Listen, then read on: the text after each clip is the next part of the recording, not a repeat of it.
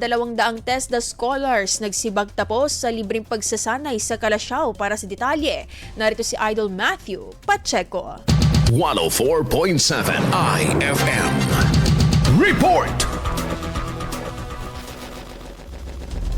Nagtapos ang aabot sa 200 scholar ng TESDA mula sa iba't ibang bayan ng Pangasinan sa kauna-unahang commencement exercises ng Global Skills Training Center Incorporated na ginanap sa bayan ng Kalasyaw kahapon 20 ng Marso. Ayon kay Noel Mendoza, ang presidente at CEO ng nasabing training center, layunin nilang maibahagi sa mga Pangasinense ang makabagong kalaman at kasanayan lalo na sa larangan ng high-tech services bilang paghahanda sa mas maraming oportunidad sa trabaho.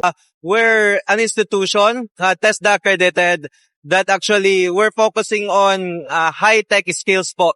Kaya we started with Java programming and computer system servicing with the goal of having the graduates to have their high-tech skills that is actually globally in demand. So yun po yung purpose namin. And we're putting the skills, especially in Pangasinan, kasi medyo yung mga skills na yun ay nasa center lang po. Normally nasa Cebu, nasa Manila, and so we're putting it up here first in the province of Pangasinan. Samantala, naging panauhing pandangal naman sa programa si Senator Bam Aquino kung saan binigyan din nito ang kahalaga ng hindi lamang libreng edukasyon, kundi pati na rin ang pagkakaroon ng desenteng trabaho para sa mga nagtapos. Well, unang-una po, congratulations sa mga graduates po dito ng TESDA course, no? Mga IT students po sila at natutuwa ho kami na nakakuha sila ng tulong mula po sa gobyerno, kasama po yan sa dagdag na pondo, no, ng edukasyon. So wala pong mga nagbayad ng tuition po dito, lahat po dito libre,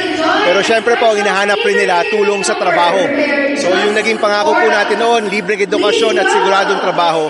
At sabi po namin, pagbalik sa Senado, ang itatrabaho po natin yung siguradong trabaho ng mga graduates natin. Kaya tuloy-tuloy po yan. Dagdag pa nito, patuloy ang kanilang suporta sa mga programang nagbibigay ng oportunidad sa kabataan at mga naghahanap buhay. Sa ngayon, bukas pa rin ang programa ng nasabing institusyon para sa mga nais makapag-aral ng libre sa iba't ibang kursong kanilang inaalok. Kasama mumula rito sa IFM Dagupan, ako po si Idol Matthew Pacheco, Tatak IFM.